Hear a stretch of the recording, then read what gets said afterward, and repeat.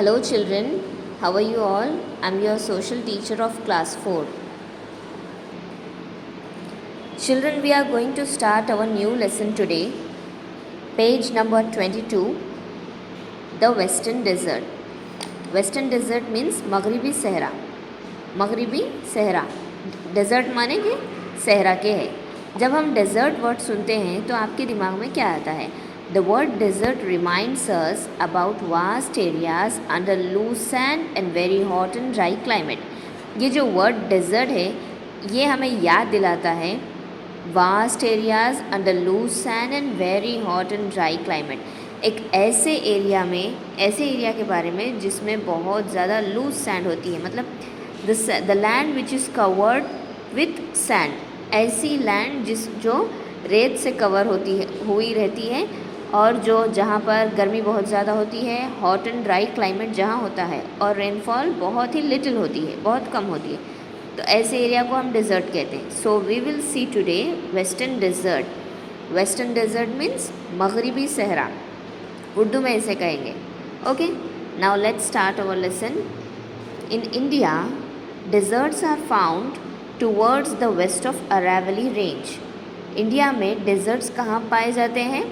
Aravalli ranges के towards में, Aravalli ranges की तरफ. Okay, this region is called the western desert और द ग्रेट इंडियन डेजर्ट.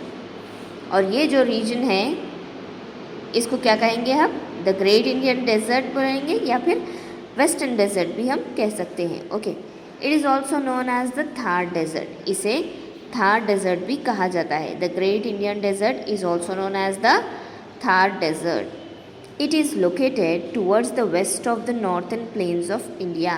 ये जो नॉर्थन प्लेन्स है इसके तरफ ये लोकेटेड है. ओके, नॉर्थन प्लेन्स मतलब it is located towards the west of the northern plains of India means ये कहाँ पर लोकेटेड है? The great northern plains. ये जो नॉर्थन प्लेन्स है जिसको शुमाली मैदान कहा जाता है, ये शुमाली मैदान नॉर्थन प्लेन्स के वेस्ट साइड में है. Okay, this is north south east west. तो ये नॉर्थन प्लेन्स के वेस्ट साइड में लोकेटेड है great Indian desert. Okay, the Thar desert stretches from Kutch in Gujarat in the south west to the border of Haryana in the north west. ये जो Thar desert है ये stretch हो रहा है. स्ट्रेचेस मतलब कितना लंबा है, कितना खींचा जा रहा है और कहाँ से. ये कच्छ गुजरात में, कच्छ से ये यहाँ पर कहाँ तक आ रहा है? ये in the south west to the borders of Haryana in the north west. ये साउथ वेस्ट है. ये साउथ वेस्ट से यहाँ से लेकर ये यहाँ तक आ रहा है, पूरा यहाँ तक ये कवर हो रहा है. ओके, हरियाणा के नॉर्थ वेस्ट तक. ये नॉर्थ साइड वेस्ट है हरियाणा का. Okay, and covers much of the state of Rajasthan. और ये राजस्थान के कई सारे स्टेट्स को भी कवर करता है ये Thar desert. Okay, it lies to the west of the Aravalli hills and extends into the neighbouring country of Pakistan. Okay, ये अरावली रेंजेस, ये जो अरावली रेंजेस, अरावली हिल्स, अरावली के जो पहाड़ दिख रहे हैं आपको, ये यहाँ से होते हुए गुजर रहा है.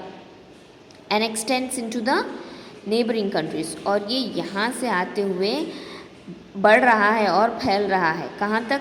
Neighbouring countries of Pakistan. Pakistan के नेबरिंग कंट्रीज़, अपने जो पड़ोसी मुल्क हैं वहाँ तक भी ये जा रहा है.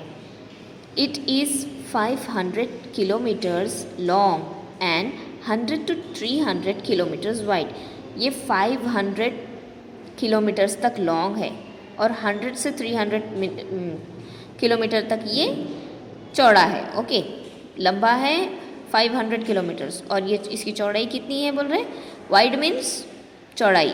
ओके, 100 से 300 किलोमीटर्स तक ये चौड़ा है. The Thar desert is both sandy and rocky. ये जो थार डेजर्ट है इसमें क्या है? इसमें क्या है? ऑफकोर्स इसमें ऑब्वियसली सैंड ही होगी ना, लूज सैंड, बहुत ही रेती है जो कि बहुत लूज होती है. ओके, द सैंड और रॉकी है. रॉकी मीन्स पथरीला, पत्थर और सैंड यहाँ पर होते हैं डेजर्ट में।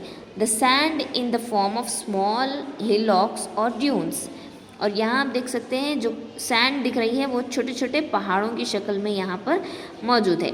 और ये जो आप देख रहे हैं सैंड ड्यून्स, ये हमेशा एक जगह नहीं होती है, बल्कि ये विंड के थ्रू कभी यहाँ होती है तो कभी विंड इसे अपने साथ ले जाकर कहीं और भी बना सकती है। सैंड ड्यून्स, ये रेत के पहाड़ कहीं और भी वो बन सकते हैं।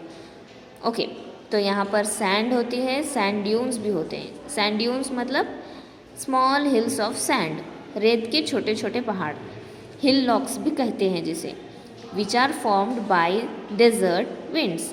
ये जो सैंड ड्यून्स बन रहे हैं ये किससे बनते हैं? ये हवा से बनते हैं। ओके, हवा जिस तरफ भी मुड़ी और जिस तरफ भी रेत को उड़ा कर ले जाती है वहाँ पर सैंड ड्यून्स या फिर रेत के पहाड़ बन जाते हैं। Dust storms and sand storms are common.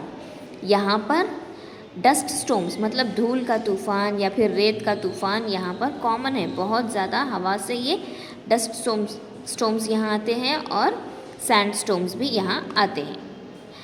That's all for the day. Children, your today's activity work is page number 21 from the third lesson, the Northern Plains. Fourth question, which kinds of food are the people of Punjab fond of?